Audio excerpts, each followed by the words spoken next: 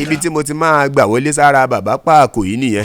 Bàbá Parakoyi wọ́n ní àgbà kì í wà lọ́jà kórí ọmọ tuntun ó wọ́. Kí ló dé tó wá jẹ́ pé àgbà ti yín igbe borí ọmọ tuntun lè tu kó tu ńlẹ̀ yìí náà tún kéèkì. Àgbà kì í ṣòro bí èwe, òótọ́ ọ̀rọ̀ bí ọmọ ìyá àsọkúsọ. Eléyìí ọmọ jó yín lára burúkú bàbá Parakoyi. Fọ́nrán yín làwọn ayé ń ṣí àkáàkiri. Ẹ mọ̀ pé nígbà míì ìwà aburú a máa bo dáadáa ẹ̀dá mọ́lẹ̀. Maturity has nothing to do with age kí wọ́n bá yín tú sà. Bàbá Parakoyi kí lẹ fẹ́ gbà nù kí mọ́mù tọ́lé á kú ònípò. Ẹ jẹ́ ń béèrè lọ́wọ́ yín tó bá tiẹ̀ wá kú ònípò kí ló fẹ́ ṣẹlẹ̀. Ó yá tí ò bá wá kú ò lórí ipò yẹn náà kí ló tún fẹ́ ṣẹlẹ̀. Ṣé tó bá kú òun bẹ̀ ṣẹ́yìn fúnra yín Parakoyi iṣẹ́ dángájíá lórí ipò yẹn. Gbé pẹ́yìn ara yín l'Ógbómọ̀ṣọ́ náà lẹ̀ ń jẹra yín lẹ́sẹ̀. Ẹ kú pọ̀pọ̀ ṣinṣin ìlú ẹ̀yìn League of Imam and Alpha sí t'Ógbómọ̀ṣọ́. Tó dé ló ní àwa mọ̀ òun. Kọ́lọ́hún ó mọ̀ ṣàánú yín bẹ̀ o. Ọ̀tẹ̀lẹ̀ fi ń gbin ọkà tẹ́ ní kí ẹdìyẹ wá jẹ. Ẹdìyẹ náà ti gbọ́n ó lẹ́ fọmọ àparò abẹ́ ń gbin kà. Onílé gíláàsì níyín ẹ wá ń sọ̀kò káàkiri. Ẹ ṣ'Ógbómọ̀ṣọ́ nìkan ní ń bẹnu gbogbo ilẹ̀ Yorùbá. Ṣé ẹ mọ̀ pé ní ohun tẹ́lẹ̀ èbó ń pè ní landmark ṣá. Tú àpẹẹrẹ wo lẹ̀yin ará Ògbómọ̀ṣọ́ fi ń lélẹ̀ lórí ìlú yín. Nítorí pé ẹ̀yin tẹ́ ẹ wà ń lu Ògbómọ̀ṣọ́ ẹ lè máa wòra yín rẹ́rìn. Àwòmọ́jú ni gbogbo àwa tá ń wò yín látòkèèrè ń wò yín. Ọ̀rọ̀ ìlú Ògbómọ̀ṣọ́ current situation yìí náà padà wá dìtàn. Ọba Gandhi Orúmọgẹ̀gẹ̀ kẹta. Ìmáàmù Ògbómọ̀ṣọ́ ìmáàmù tọ́líà Bàbá Parakoyi bí wọ́n ti ń pè yín lù yín. Lọ́ba níkà àti Kàbísanra lábẹ́òkúta. Gbogbo yín pátápátá ńlá wa náà sọ sọ́rọ̀ yín. Ó rí i pé eégún tó bá ti jáde báyìí ó ti kúrò ní àìwò. Bẹ́ẹ̀ bá gbé ọ̀rọ̀ ìlú yín wá social media kí àlọ́ àkànkó wá nù tí ọ̀kan kó wá. Tó di àfọ̀ ibi abábu ọ̀rọ̀ tòníjó kíkó wá náà fi jóra. Bàmí ọba Gandhi Ṣọun tìlú Ògbómọ̀ṣọ́. Ẹ Jeburẹ fọwọ́wọ́nú. Bàbá ó yẹ kẹ́ ẹ mọ̀ ń pé nínú èpò àlìkámà máa ń wà ń bẹ̀. Inú àwọn tẹ́ ẹ kó sòdí. Wọ́n ń pe eku kan ní ajẹlójú onílé ń bẹ nínú wọn. Ṣùgbọ́n ẹ̀yin gẹ́gẹ́ bí ọba ó yẹ kẹ́ ẹ mọ̀ wò pé àfi kéèyàn mọ̀ fi orí adé ṣe pẹ̀lẹ́. Bí bẹ́ẹ̀ kọ́ àwọn aráàlú náà lè mú yàn kọlu aráàlú. Bàmí ọba ibi tí wọ́n sọ̀rọ̀ dé ó ti yé yín. Kádé ó pẹ́ lórí kí bàtà ó pẹ́ lẹ́sẹ̀. Ẹ gbọ́ kírùkẹ̀rẹ́ ọba Ṣọun kó di abẹ́rẹ́. Bàbá ẹ gbọ́n ju àwa tá à ń sọ̀rọ̀ yìí lọ. Ọgbọ́n lèèyàn fi ṣèlú. Ẹ gbọ́ ìmọ̀ ńlá fi ṣèjọ. Kí n tó bọ́ sórí ìmáàmù tọ́líà. Àwọn Yorùbá lọ Yorùbá bọ̀ wọ́n ní bọ́mọdé bá ń ṣe bí ọmọdé. Àgbà náà a sì mọ fi tàgbà tó. Bàmí ọba Ògbómọ̀ṣọ́ ẹ fi tàgbà tó ọ̀rọ̀ ilẹ̀ yìí. Nítorí pé olórí màálù báyìí ní Yorùbá ní kó màálù wọgbẹ́. Ẹ̀yin ló lórí ìlú ẹ fi eégún òtòlù ẹ fi tó. Ẹ jẹ́ ń yà sọ́dọ̀ ìmáàmù gbogbogbò. Ìmáàmù tọ́líà. Ìmáàmù tọ́líà ẹ̀mí ló mọ̀ pé yín. Ni mo ṣe ń sọ wípé ohun téèyàn ò bá fẹ́ kéèyàn dá sí kó má gbé wá social media. Ọ̀rọ̀ a máa gùn yàn gbà mí. Èèyàn á rò pé báyìí lòun fẹ́ sọ ni àti láàwí tọ̀hún tì yín tí wọ́n wà lẹ́yìn yín àti tọ̀hún ó sì mọ̀ gbé káàkiri. Nígbà ìmáàmù tọ́líà tí wọ́n ti wá rí i pé bí gbogbo ẹ̀ ṣe rí yìí. Ìmáàmù tọ́líà sì ti wá bẹ̀bẹ̀ gẹ́gẹ́ bí àwọn League of Imam and Alpha sì ṣe ọ́dà wọn. Ibi tí mo ti máa gbà wọlé sára bàbá Parakoyi nìyẹn.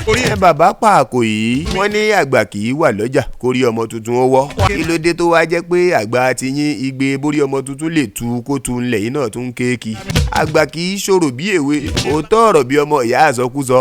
Eléyìí ọmọ jó yín lára burúkú bàbá Parakoyi. Fọ́nrán yín làwọn ayé ń ṣí àkáàkiri. Ẹ mọ̀ pé nígbà míì ìwà aburú a máa bo dáadáa ẹ̀dá mọ́lẹ̀. Maturity has nothing to do with age kí wọ́n bá yín tú sà. Bàbá Parakoyi kí lẹ fẹ́ gbà nù kí mọ́mù tọ́lé á kú ònípò. Ẹ jẹ́ ń béèrè lọ́wọ́ yín tó bá tiẹ̀ wá kú ònípò kí ló fẹ́ ṣẹlẹ̀. Ó yá tí ò bá wá kú ò lórí ipò yẹn náà kí ló tún fẹ́ ṣẹlẹ̀. Ṣé tó bá kú òun bẹ̀ ṣẹ́yìn fúnra yín Parakoyi iṣẹ́ dángájíá lórí ipò yẹn. Gbé pẹ́yìn ara yín l'Ógbómọ̀ṣọ́ náà lẹ̀ ń jẹra yín lẹ́sẹ̀. Ẹ kú pọ̀pọ̀ ṣinṣin ìlú ẹ̀yìn League of Imam and Alpha sí t'Ógbómọ̀ṣọ́. Tó dé ló ní àwa mọ̀ òun. Kọ́lọ́hún ó mọ̀ ṣàánú yín bẹ̀ o. Ọ̀tẹ̀lẹ̀ fi ń gbin ọkà tẹ́ ní kí ẹdìyẹ wá jẹ. Ẹdìyẹ náà ti gbọ́n ó lẹ́ fọmọ àparò abẹ́ ń gbin kà. Onílé gíláàsì níyín ẹ wá ń sọ̀kò káàkiri. Àwọn aráàlú Ògbómọ̀ṣọ́. Ẹ ṣ'Ógbómọ̀ṣọ́ nìkan ní ń bẹnu gbogbo ilẹ̀ Yorùbá. Ṣé wàá jẹ́ ń gbà ti ìmáàmù tọ́líà àti tọba Gandhi láriwo wá pọ̀ yẹn. Tẹ́ ẹ mọ̀ pé ní ohun tẹ́lẹ̀ èbó ń pè ní landmark ṣá. Irú àpẹẹrẹ wo lẹ̀yin ará Ògbómọ̀ṣọ́ fi ń lélẹ̀ lórí ìlú yín. Bàmí ọba Gandhi Imam Tọ́líà Parakoyi àti Lọ́baníkà lẹ́ẹ̀kan kàbísanra. Irú ìtàn wo náà fẹ́ sọ ń pa èmi, irú ìtàn wo náà fẹ́ sọ ń pa yín? Ìyẹn kọ́kọ́ jẹ́ question of the day. Bàbá ń gbà Tọ́líà bá ti bẹ̀ yín ẹ gáfárà lórí ọ̀rọ̀ Tọ́líà sà. Àwọn League of Imam ti wá kí la tún fẹ́ gbà. Nínú àwọn League of Imam náà ẹni tí ó gbà ti yín ń bẹ́nu wọn, ẹni tí ó sì gbà ti Tọ́líà náà ń bẹ́nu wọn. Gbogbo wa lápadà dìtàn nínú ọ̀rọ̀ tí wọ́n bá sọ, àtọ̀rọ̀ tí wọ́n bá Tọ́líà sọ, àtọ̀rọ̀ tí wọ́n bá àwọn League of Imam and Alphas ìlú yín sọ. Gbogbo èèyàn ti rá wọn tí ó jẹ́ ń pé apá ọba ni wọ́n wà, àwọn èèyàn sì rá wọn tí ó gbà tọba. Gbogbo àwọn èèyàn tá a wò ara wọn tí wọ́n gbà ti Tọ́líà, ara wọn tí wọ́n ò gbà ti Tọ́líà nínú àwọn League of Imam and Alphas yìí náà ni o. Kí la fẹ́ sọ̀sì láàmúdà nílùú Ògbómọ̀ṣọ́ káti ẹ̀ gbà pé ọmọdé ló ṣe Ìmámù Tọ́líà. Kí ló wá ń ṣe àgbà Parakoyi tẹ́yìn náà tó ń ṣòro bí èwe sà. Ẹ̀jẹ̀ àríwọ̀ gbogbo wàyí bọ́lẹ̀ kí ohun tó ń rùn kọ́ tán lẹ̀. Nítorí pé ẹ̀yin tẹ́ ẹ wà nílùú Ògbómọ̀ṣọ́ ẹ lè máa wòra yín rẹ́rìn. Àwòmọ́jú ni gbogbo àwa tá ń wò yín látòkèèrè ń wò yín. Ṣé wọn ìjọba ni ọba Gándì ìjọba ni? Ṣé wọn kì í jẹ̀mọ́ọ̀mù ni Ìmámù Tọ́líà jẹ̀mọ́ọ̀mù ni? Àjọba jẹ̀mọ́ọ̀mù ṣe wá di yánpọnyánrin láì ṣe fíìmù àrélù. Ṣé ogun yánpọnyánrin láìrò tẹ́lẹ̀? Ṣebí nínú fíìmù àrélù náà wọ́n ní ogun yánpọnyánrin yẹn láìrò tẹ́lẹ̀. Wọ́n ní lábúlé àwa ká máa máa rí. Kí ló dé tẹ́ wá gba yánpọnyánrin láàyè? Ẹ mọ̀ ń pé kọ́lọ́mù má jà arógun ilé ẹjọ́ ni Ìmámù Tọ́líà. Ẹni ó gbé èèyàn lọ ilé ẹjọ́ àtẹni wọ́n gbé lọ ilé ẹjọ́ gbogbo wọn ni ò ní jọ nísinmi. Ẹni ó gbé èèyàn lọ ilé ẹjọ́ àtẹni wọ́n gbé lọ ilé ẹjọ́ gbogbo wọn lọ́kàn wọn ò ní jọ balẹ̀. Nígbà Ìmámù Tọ́líà náà ti dórí ipò ìmọ̀mṣípù yìí, ìjọ́ mélòó lẹ fi gbádùn ara yín sà? Nígbà ọba Gándì Ṣọ̀un tìlú Ògbómọ̀ṣọ́, àwọn náà ti dé orí àpèrè bàbá wọn. Ẹjọ́ lónìí gbògódò lọ́la làwọn aráàlú ń kó lọ bọ̀ wọ́n lọ́rùn. Ẹ rò dáadáa ìgbà wo la fẹ́ ṣe léyìí dà? High service ni majority ẹ̀yin ará Ògbómọ̀ṣọ́ ń bá kí. Lọ́baníkà àti gbàgbé pé àgbàlagbà ńlá wọn ti wọn. Àwọn náà bọ́ sí social media níṣẹ́ ni sà. Kàbísanra náà wá ń fi yín kaskọ́ọ̀sì. Fún àkíyèsí tí mo ṣe lára àwa mùsùlùmí ni pé ọ̀rọ̀ tó yẹ ká fi pẹ̀lẹ́kùtù yanjú yálà ní social media. Èpè la máa ṣẹ́ lọ́tún, èpè la máa ṣẹ́ lọ́sì. Láì mọ̀ pé igba èpè kì í pa ẹkẹ́ ilé. Gbọ́ ṣé pè la fẹ́ fi yanjú ọ̀rọ̀ ìlú Ògbómọ̀ṣọ́. Bẹ́yìn tẹ́ ẹ jẹ́ ará ìlú Ògbómọ̀ṣọ́ náà bá wá solution sọ̀rọ̀ ara yín. Àwọn èèyàn ó kàn padà pa yín tì pé ẹ ń gbògbómọ̀ṣọ́ ń kọ́ṣẹ́ lu tèmi l'Ògbómọ̀ṣọ́. Pẹ̀lẹ́ báyìí la fi ń pàmùkùrù pẹ̀lẹ́. Ọba Gándì bẹ́ẹ̀ bá ọ̀nà gbogbo èèyàn ẹ dákun ẹ ọ̀nà Ọlọ́run. La fi ń sọ pé ẹ Jeburẹ lórí ọ̀rọ̀ Ìmámù Tọ́líà. Ìmámù Tọ́líà àfáà kan lábẹ́kúta ń bí. Wọ́n ní tí wọ́n bá ọba Gándì sọ̀rọ̀ tí wọ́n gbọ́. Ìjẹ́yìn Ìmámù fún ara yín náà ṣe é ṣetán láti fi ọwọ́ síbi tọ́wọ́ ń gbé. Ẹ mọ̀ pé sọ́ọ̀rì tẹ́ rí yẹn ó lè ba nǹkan jẹ́. Sọ́ọ̀rì tẹ́ rí yẹn ó dẹ̀ lè tún nǹkan ṣe. Ó kéré lóòótọ́ ṣùgbọ́n ọ̀pọ̀ ilé ni sọ́ọ̀rì ti dàrú. Ó kéré lóòótọ́ ọ̀pọ̀ ilé ni sọ́ọ̀rì ti tún ṣe. Wọ́n lẹ́ni tí wọ́n ní kó ṣe tó lóhun ò lè ṣe tó ṣe kan. Òun lọ̀rọ̀ ẹ̀yin ará Ògbómọ̀ṣọ́. Bẹ́ẹ̀ ṣe ń fa rògbòdìyàn lọ́tùn lósìn lórí ọ̀rọ̀ Ìmámù. Ó bú ọba ni kò bú ọba. Ó ń sọ̀rọ̀ sí àwọn kan ni kò sọ̀rọ̀ sáwọn kan. A gbà pé wáàsí Tọ́líà lóòótọ́ kókó ni bíi bàtà sójà.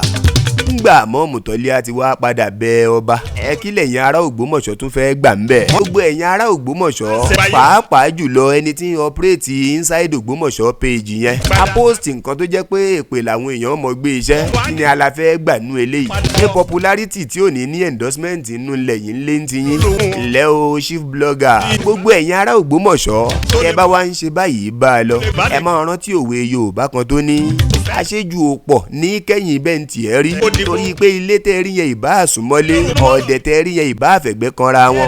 Ẹni afẹ́ ní tóbi ju erin lọ lójú ẹni. Ẹ̀yin ará Ògbómọ̀ṣọ́ ẹni tá a fẹ́ kì í tó abẹ́rẹ́.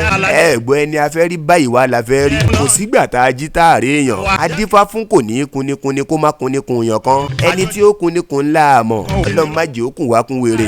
Ẹ mọ̀ ńlẹ́ ẹ̀yin ará ilé Ayílára. Ẹ̀yin mọ̀lẹ́bí Ìmámù tẹ tàmọ́ọ̀mù yín dànù. Ìmámù pé méjì nínú ilé yín ẹ̀rí pọ́tẹ́ gbòde kan. Kì í ṣọmọ wa lọ́tún, kì í ṣọmọ wa lọ́sì. Ọ̀dà ìbéèrè mi fẹ́yìn ará ilé Ayílára rè. Ṣé dijúdijú àbí rújú ni wọ́n ibò yín lójú tí wọ́n ṣe ẹ̀záàmù? Ṣé é débẹ̀? Ẹ̀yin League of Imam and Alphas náà ẹ̀ máa gbọ́. Bẹ́ẹ̀ bá tí ì lọ tún òfin ṣe nínú ìsìláàmù wa yìí. Bẹ́ẹ̀ yọ òfin pé oyè ìmáàmù kì í ṣe tìdílé ẹnìkan kúrò. Irú àwọn rògbòdìyàn yóò ní yé mọ́ ṣẹlẹ̀. Ṣé dandan ni kó jẹ́ ń pé oyè ìmáàmù oyè ìdílé ni? Ó yẹ kó jẹ́ pé kò sẹ́ni tí ò ní lè jẹ mọ́ọ̀mù. Bọ́ bá ti capable tó kájú ẹ̀. Ẹ rí pé kó wá ti bẹ̀rẹ̀ sí wo àwọn ará Ògbómọ̀ṣọ́. Láwò mọ́jú ni bí àgbàdo onúgò. ẹ̀yin ti kàn ní social media yín náà ẹ kú tara yín kọ́mẹ́ǹtì tí ó máa run ọba nínú kọ́mẹ́ǹtì tí ò ní fọkàn ìmọ̀ọ́mù balẹ̀ lọ́tún lọ́sì ìmọ̀ọ́mù náà bá rí wọn àfi tọmọdé sí i wọn adórí múmbàrí wọn a máa ṣe wáàsí kókókó láì mọ̀ bí àwọn tí wọ́n ń dìkóòdì ọ̀rọ̀ wọn ń dìkóòdì ẹ̀ wọ́n ń pe nǹkan kan ní bàlágà ọ̀pọ̀ àfáàní ń di ọ̀rọ̀ yín ìmọ̀ọ́mù tó lé ó yẹ kẹ́ ẹ mọ̀ bí ọ̀pọ̀ náà ò gba ti yín bí tẹ́ ti ń bọ̀ kẹ́ tó débi tẹ́ ẹ dé ó dẹ̀ yẹ kẹ́ ẹ mọ̀ pé ńgbà tẹ́ ẹ débi tẹ́ ẹ dé yẹn ọ̀pọ̀ náà ni ò ní gba ti yín ẹ gèsẹ́ẹ̀tì báyìí ni jó ṣàpọ̀n lẹ́sọ̀lẹ́sọ̀ ló yẹ kẹ́ ẹ mọ̀ lu ìlú wáàsí yín ẹ mọ̀ jò jẹ́ kókó mọ́ ẹ bà ńlẹ̀ ọba Gandhi ẹ̀yin náà lọ Jeburẹ sà ẹ̀yin kankan ò ní í ṣàlàáfíà yín àtẹ̀yìn àti tọ́líà àlàáfíà lẹ́mọ̀ fi lópò tẹ́ wà ìmọ̀ọ́mù tẹ́ mú nílé ayé lára náà sàdánkátà o bàbá ìmọ̀ọ́mù ààfin ìbílẹ̀ haúsá lẹ́yìn náà ti wá ẹ̀sìn mọ́ ń pòwe kan pé àlèmúntùrìgà ń kó wá kò sẹ́ni tí ò ní lọ sọ́run ṣùgbọ́n kẹ́mi gbogbo wa ogun ìkankan ò ní í ṣàlàáfíà ara wa o bàbá Parakoyi ẹ lọ yí padà kó tó pẹ́ ọba Gandhi ẹ Jeburẹ ẹ dákun o ìmọ̀ọ́mù tọ́líà ẹ ṣe àtúnṣe níbi àwọn àṣìṣe yín sà lọ́ba ní ká ẹ̀sìn mẹ̀dọ̀ fún Kàbísọ́ra ní social media Kàbísọ́ra jẹ́ kórí tiẹ̀ náà ò pé torí pé ẹni tí ó dàgbà kì í rí àgbàfín torí pé ẹni tí ò ra mọ́tò gbọ́ mi dáadáa ẹrú ẹni bẹ́ẹ̀ lè ba mọ́tò jẹ́ àbọ̀rọ̀ tó fún ọmọlúàbí tó bá dé inú ẹ̀ yóò dodidi gbogbo ẹ̀yin ọmọ Ògbómọ̀ṣọ́ pàápàá jùlọ bàbá Parakoyi àti lọ́ba níkà ó yẹ kẹ́ ẹ mọ̀ pé oríire tẹ́ ẹ rí yẹn ò fèrò orí ibu nínú ayé náà ò ṣeé dá ṣe àtóríire àtórí ibu wọn máa ń kó òyànwọ́ méjèèjì ni Ọlọ́run kó jẹ́ kí gbogbo wa ṣe oríire nínú ayé bàbá Parakoyi àgbàlagbà ní ṣùgbọ́n kókókó tiyín ti wá pọ̀ ju tọba Gandhi tọrọ òun kàn gbọ̀ngbọ̀ngbọ̀n lọ ẹ ṣe mẹ́dọ̀ ẹ má jẹ́ kí àgbà yín Parakoyi ọmọ ṣe láńgbáláńgbá torí pé kókókó ìrókò ó yàtọ̀ sí kákáká àpáta ẹ ronú pìwàdà kí gbogbo ẹ̀ tó bọ́ háwọ́ ẹ dúró náà ń gba gbogbo rògbòdìyàn Ògbómọ̀ṣọ́ ìbálòọlẹ̀ àtẹ̀yìn àtẹ̀mí àtàwa ẹ̀ ń bo ni gbogbo wa fẹ́ fojú sí náà.